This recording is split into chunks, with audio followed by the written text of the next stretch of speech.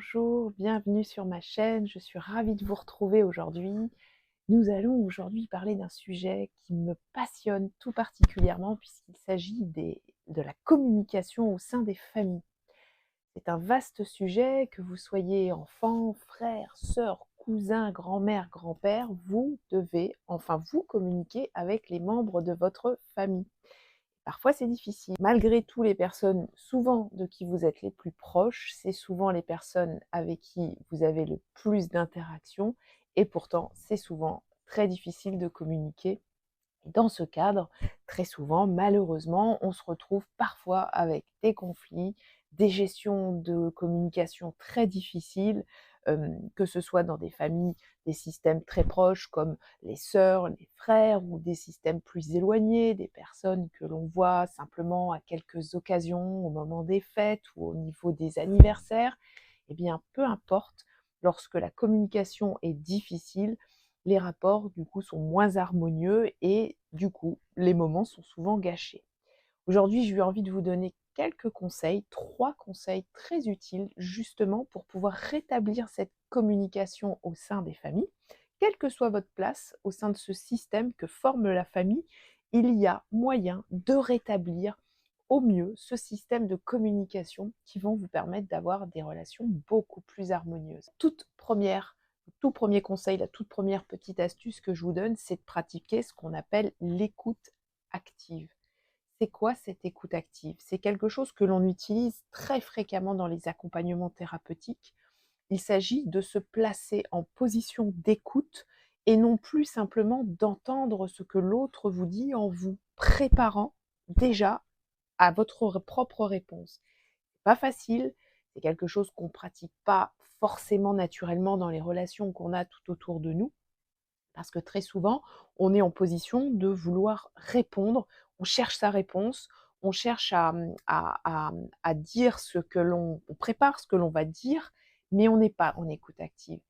Et souvent, c'est ça qui fausse la communication entre les êtres humains, et notamment dans les familles, surtout si on est un peu sur la défensive. Ce que je vous propose, c'est d'essayer de descendre de cette défensive et de vous mettre simplement dans cette écoute active, c'est être complètement à ce que vous dit l'autre. Simplement pendant l'espace de communication de la personne, pendant que votre frère, votre sœur, votre adolescent, vos parents, etc. vous parlent, essayez de vous dire, voilà, j'écoute activement ce qu'il ou elle est en train de me dire. Je prépare pas ma réponse, quelque part, je me mets dans une position vraiment où j'intègre complètement ce que me dit l'autre. Et vous verrez que ça va changer énormément la donne parce que là, à ce moment-là, en écoute active, on reformule. Si j'ai bien compris ce que tu es en train de me dire, donc toi, tu as ressenti ça. Toi, tu as ressenti que, par exemple, je t'avais agressé ou je t'avais parlé un peu violemment. Se mettre en écoute active, c'est faire reformuler, c'est faire clarifier ce que l'autre dit et non pas tout de suite de sauter comme ça, un petit peu, agressivement sur, «Tu me dis ça, donc j'aurais tort», et puis c'est un espèce souvent de ping-pong et d'échange qui reste stérile. D'ailleurs, on arrive parfois à des situations où les personnes n'essayent même plus de communiquer parce qu'il y a rien qui en sort. Donc c'est ce premier conseil que je vous donne, c'est intéressez-vous vraiment à l'autre, écoutez-le vraiment. On n'est pas obligé d'être d'accord, mais on peut s'écouter activement, on peut faire reformuler l'autre, on peut lui demander de préciser si on n'a pas bien compris et ça permet aussi à l'autre de se sentir entendu, donc il y a un échange qui se crée. Encore une fois, on n'est pas dans le monde des bisounours, ça va pas forcément créer une harmonie absolument parfaite, mais vous verrez qu'en tout cas, ça va forcément apaiser la communication et peut-être à terme, à force de faire ça, on trouvera un terrain sur lequel ce sera plus propice pour pouvoir communiquer sereinement au sein de cette famille. Deuxième astuce que je vous propose, le conseil plutôt que je vous donne aujourd'hui pour mieux communiquer avec les membres de votre famille, c'est d'exprimer vos sentiments de manière constructive. C'est-à-dire, on est souvent en train de penser que l'autre va deviner notre besoin, surtout les plus proches.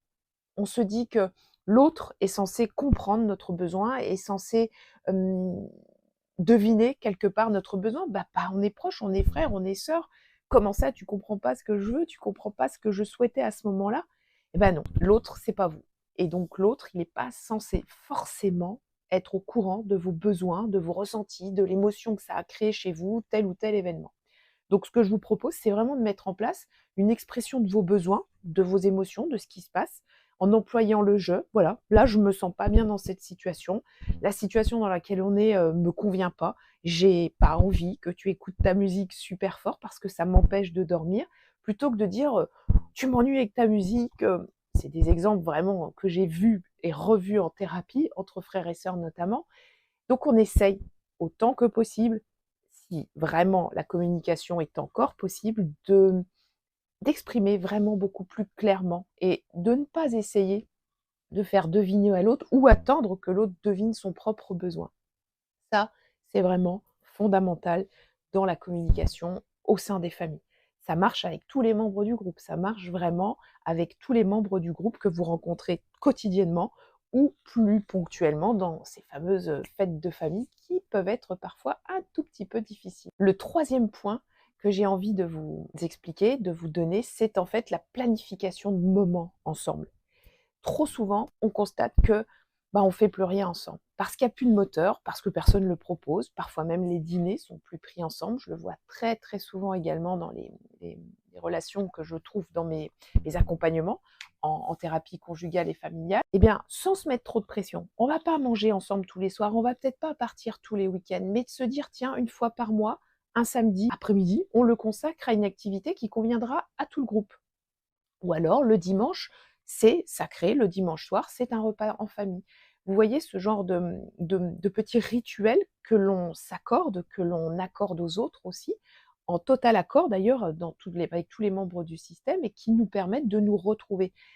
Encore une fois, on n'est pas dans le monde des bisounours, je sais très bien que ça ne va pas forcément générer l'envie d'être tout le temps ensemble, mais ça rétablit en tout cas dans le système un certain équilibre à un certain moment donné et de mettre en place ce genre de rituel, des actions, des promenades, des activités en prenant le temps d'ailleurs d'appliquer ce que je vous ai dit juste avant, cette fameuse écoute active et cette fameuse expression des besoins dans ces moments précis, même s'ils sont rares mais ils existent et ça permet vraiment de recréer de la communication au sein des familles.